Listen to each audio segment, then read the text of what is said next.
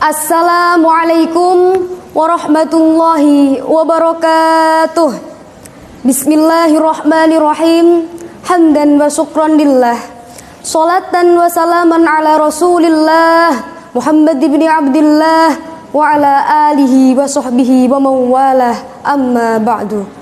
Pemirsa yang dirahmati oleh Allah Subhanahu wa taala. Kunci kehidupan itu ada 3. Yang pertama, bertakwa, bertawasul, dan berjihad. Ketika ketiganya kita pegang, maka kita semua akan menjadi pribadi yang beruntung. Apalagi dipegang oleh generasi muda, generasi penerus bangsa, generasi pemimpin masa depan. Sebagaimana surat Al-Maidah ayat 35. Bismillahirrahmanirrahim. Ya ayyuhalladzina amanu taqullaha wabtaghu ilaihil wasilata wajahidu fi sabilihi la'allakum tuflihun. Shadaqallahul azim. Yang artinya, wahai orang-orang yang beriman, bertakwalah kalian kepada Allah Subhanahu wa taala dengan berwasilah, dengan berjihad untuk mendekatkan diri kepadanya, dan berjihadlah agar kalian semua menjadi orang-orang yang beruntung. Pemirsa yang dirahmati oleh Allah Subhanahu wa taala, berapa banyak kita temukan generasi muda kita di luar sana yang terjerat narkoba. Berapa banyak kita temukan generasi muda kita di luar sana yang masih terperangkap pergaulan bebas, masih meminum minuman keras, bermalas-malas, memilih zona aman dan nyaman dibandingkan berubah menuju pemimpin masa depan, dibandingkan bergerak menuju perubahan gerakan masa depan. Yang demikian tersebut diakibatkan kurang adanya rasa takwa kepada Allah Subhanahu wa taala.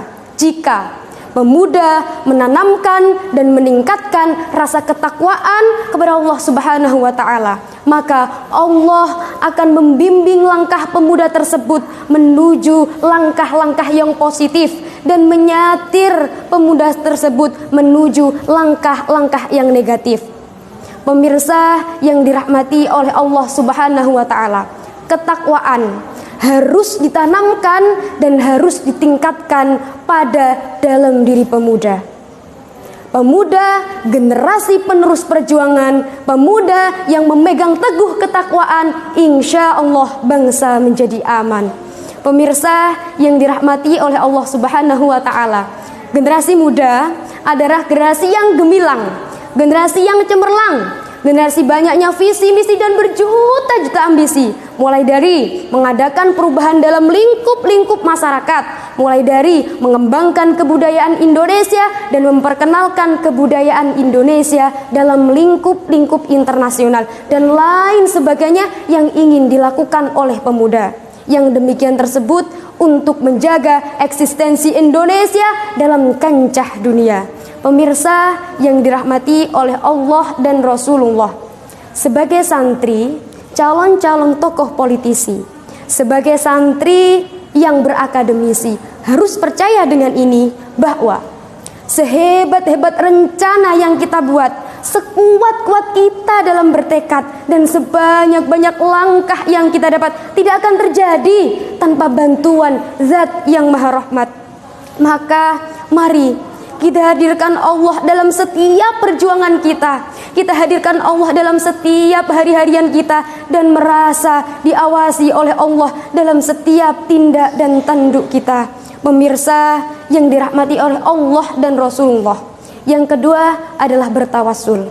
Bertawasul adalah sebagai bentuk ketawaduan kita, bahwa siapa sebenarnya diri kita. Bahwa kita tidak ada apa-apanya tanpa Rasulullah. Kita tidak ada apa-apanya tanpa Ahlul Bait Rasulullah. Kita tidak ada apa-apanya tanpa para kekasih Allah. Kita tidak ada apa-apanya tanpa kiai kita. Kita tidak ada apa-apanya tanpa guru-guru kita semuanya. Begitupun saya. Siapa saya? Saya tidak ada apa-apanya. Apa yang saya sampaikan adalah ilmu dari kiai saya, yang kemudian saya rangkai hingga menjadi hikmah-hikmah yang membingkai.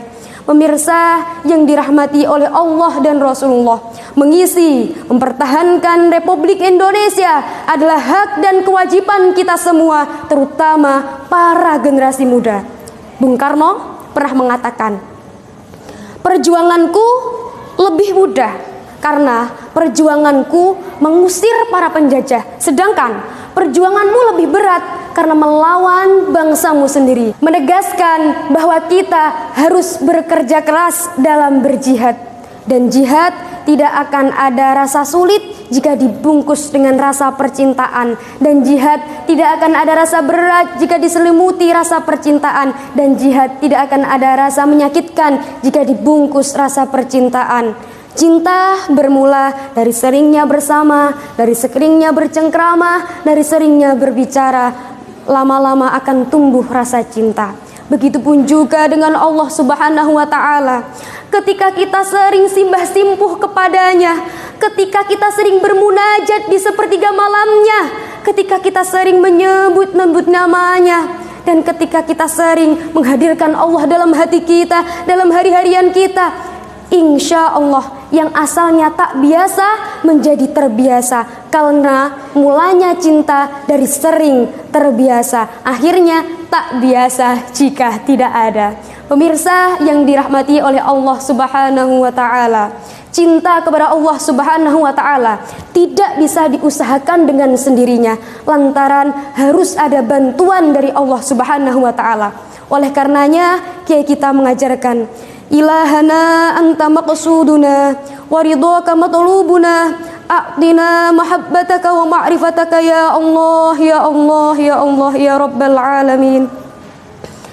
Pemirsa, orang tua cinta kepada Allah Subhanahu wa Ta'ala itu sudah biasa. Tapi para pemuda yang mematrikan hatinya, yang cinta hatinya kepada Allah Subhanahu wa Ta'ala, itulah yang luar biasa. Jika Allah sudah cinta kepada para pemuda, jika Allah sudah cinta pada hambanya, maka Allah akan menggerakkan seluruh makhluk ciptaannya untuk cinta kepada pemuda tersebut, untuk cinta kepada orang tersebut. Pemirsa yang dirahmati Allah Subhanahu wa Ta'ala, yang kedua adalah jihad dengan ilmunya. Dan puncaknya ilmu adalah akhlak. Ya, saya dawuh dalam kitab Sarah Al-Hikam Munajat Syekh Athailah As-Sakandari, yang diinginkan dari tetesnya hujan bukan basahnya bumi, bukan tumbuhnya pepohonan, bukan munculnya bunga-bunga, tapi yang diinginkan dari tetesnya hujan adalah buah-buahan. Dan yang dimaksudkan akhlak yang mulia. Bagaimana cara memunculkan akhlak yang mulia? Pertama, didoakan. Kedua, dipaksakan. Ketiga, dibiasakan. Akhirnya terbiasakan. Dan jihad yang paling tinggi saat ini adalah jihadnya tim kesehatan. Mereka mengorbankan nyawa, tenaga, harta, dan lain sebagainya untuk menyembuhkan umat. Lantas, apa jihad kita saat ini? Jihad kita saat ini adalah dengan mematuhi protokol kesehatan, menjaga sekitar dengan bermasker, mengisolasi mandiri jika sakit, dan di rumah saja. Dan pemuda harus menjadi pelopor bukan pengekor, harus menjadi penggerak bukan pemberontak. Dan jika pemuda memegang 3B, bertakwa, bertawasul, berjihad, insya Allah bangsanya menjadi aman, rakyatnya menjadi tentram, pemimpinnya pun menjadi senang, dan Indonesia menjadi baldatun thayyibatun wa rabbun ghafur. Pemirsa yang dirahmati oleh Allah Subhanahu wa Ta'ala, saya akhiri dengan surat An-Nisa ayat 79. Ma asabaka min hasanatin faminallah wa ma asabaka min sayyi'atin famin nafsik.